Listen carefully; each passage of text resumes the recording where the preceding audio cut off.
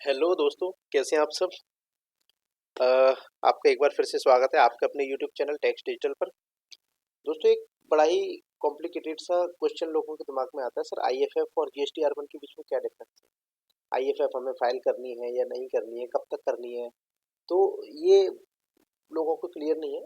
काफ़ी सारे लोगों को अभी मेरे पास ऐसे ऐसे केसेस आते हैं, लोगों की शिकायतें आती हैं कि सर मेरा बिल पोर्टल पे नहीं बोल रहा है और मैं इसका आईटीसी क्लेम कैसे करूं। मैंने परचेज किया हुआ है, मैंने सारी जो अपनी कंडीशंस फुलफिल की हैं, बट मैं इसका आईटीसी नहीं ले पा रहा हूँ, मेरे पास ये बिल पोर्टल पर शो नहीं कर रहा है।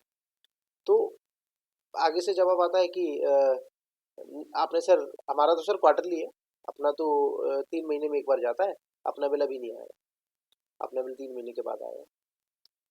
भाई, बिल आपका, आपने बिल रेज किया हुआ है, गुड्स आपने सप्लाई कर दिया है, जीएसटी के लिए लोग वेट क्यों करें। जीएसटी का इनपुट लोग वेट क्यों करें इनपुट के लिए, जब गवर्नमेंट ने फैसिलिटी दी हुई है कि आप आईएफएफ फाइल कीजिए। आप जीएसटीआर वन आप क्वार्टरली फाइल करना चाहते हैं, आप आईएफएफ फाइल कीजिए। क्यों नहीं करते हैं आप लोग। चलिए आज आपकी ये सारी चीज़ें क्लियर कर देते हैं। दोस्तों, पहले मैं आपको बेसिकली बता देता हूँ आईएफएफ होता क्या, व्हाट इज आईएफएफ। आईएफएफ का फुल नेम है इनवॉइस फर्निशिंग फैसिलिटी।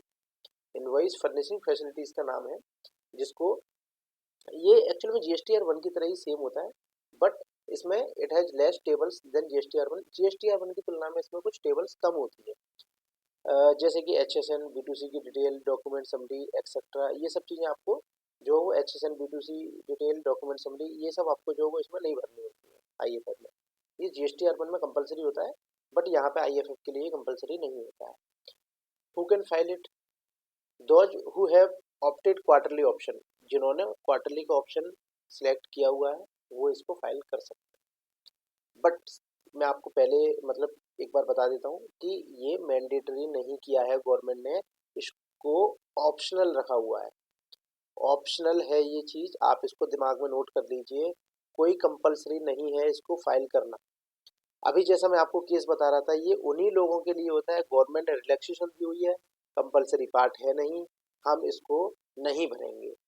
लोगों को लगता है ना कि यार नहीं, मेरे को हर महीने ये जो आफत में नहीं पड़ना, मैं तो एक बार भरूंगा क्वार्टरली, मैं बार बार इसकी कैलकुलेशन करना नहीं चाहता हूँ। तो ये है।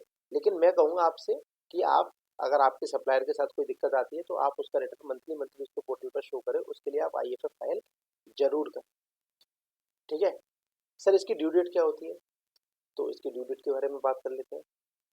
ये क्वार्टरली फाइलर्स के लिए इसकी जो डेट है वो अपनी 13 होती है एवरी मंथ। जो जीएसटी आर वन की डेट भी 11 और 13 होती है ना, वही सेम मतलब 13 है इसका डेट, क्योंकि ये क्वार्टरली वालों के लिए ही सिलेक्ट किया जाता है। अब मैं आपको दिखा देता हूँ, मैं यहाँ पे एक लॉगिन कर लेता हूँ अपने पोर्टल पे। दोस्तों, मैंने यहाँ पे लॉगिन कर लिया है और यहाँ पे आप स्टेटस देख पा रहे हैं इनका, ये क्वार्टरली है। मेरे को नवंबर का रिटर्न फाइल करना है। अक्टूबर में कोई बिल नहीं था तो नहीं फाइल किया, सितंबर तक के बिल फाइल्ड है।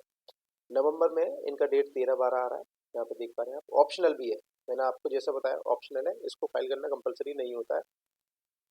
अब यहाँ पर अगर कोई बिल रेज किया है बी टू बी का तो करना है, अगर बी टू सी का किया है तो कोई नीड ही नहीं है आपको।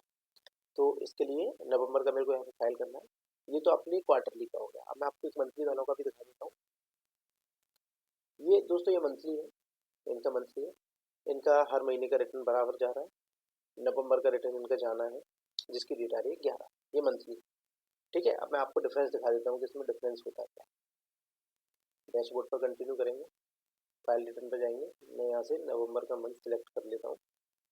ये कुछ इस तरीके का डैशबोर्ड आपको दिखाई दे रहा है। ये मंथली वालों के लिए है, क्योंकि यहाँ पे जीएसटीआर वन भी जाना है, जीएसटीआर टू आता है, जीएसटीआर टू भी आता है इनका, जीएसटीआर थ्री भी जाना है। ठीक है। तो मैं जीएसटीआर वन पे एक बार क्लिक कर लेता हूँ।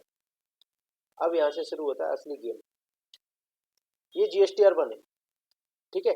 अब इसमें आप देख पा रहे हैं इतने सारे टेबल्स आ रहे हैं, 4, 5, 6, 7, 8, 9, 9B, 11A, 11B, 12, 13। ये तो जीएसटीआर वन है दोस्तों। इतनी सारी चीज़ें आपको फिल करनी है। अब आपको दिखा देते हैं आईएफएफ के बारे में। एक बार मैं आईएफएफ के लिए आगे बढ़ते हैं।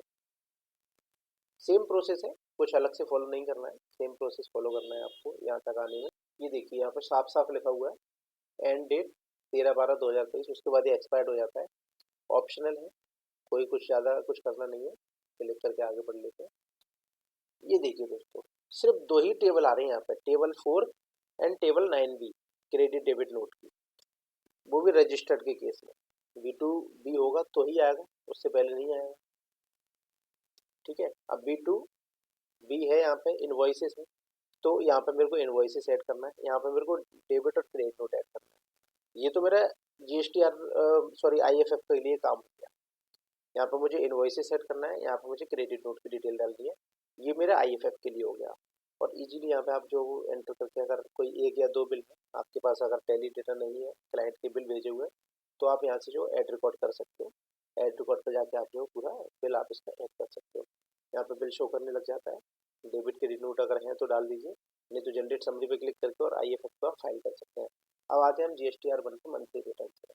मंथली रिटर्न में GSTR1 पे आ गए, यहाँ पे अपना जो वो इन्वॉइसेस की डिटेल जैसा आप डालते हैं आ जाती है।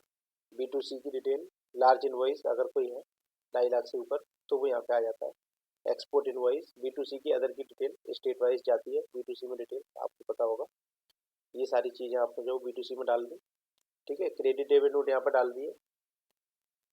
अनरजिस्टर्ड के केस में क्रेडिट डेबिट नोट की ये अलग से ऑप्शन दिया हुआ है, लेकिन इसी में सेटअप करके रेट डाल देते हैं पॉइंट नंबर 7 में, क्योंकि वो अलग से नहीं दिखाती, इसी में सेटअप करके डाल सकते हैं, कोई दिक्कत नहीं आती उससे।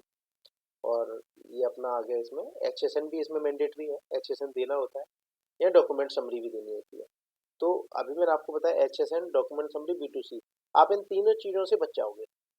बेसिकली इसमें जो 5 टेबल हैं ये मेन होती हैं normally, B2B, B2C, credit debit note, HSN और डॉक्यूमेंट समरी।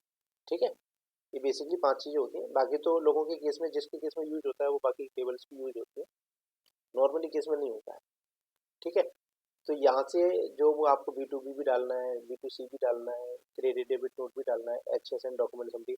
अब दोस्तों एक बात याद रखिएगा, अगर आपने किसी मंथ में, अगर आपने किसी मंथ में 4 इन्वॉइसेस इशू किए हैं, सपोज कीजिएगा आपने 4 इन्वॉइसेस इशू किए हैं, जिसमें से 3 इन्वॉइसेस अपने B2B के हैं और वो आपने IFF में फाइल कर दिए। सपोज कीजिए आपने नवंबर मंथ में, अभी नवंबर मंथ निकल के गया है, इसमें आपने 4 इन्वॉइसेस रेज किए, जिसमें से 3 इन्वॉइस B2B के, 1 इन्वॉइस B2C का था।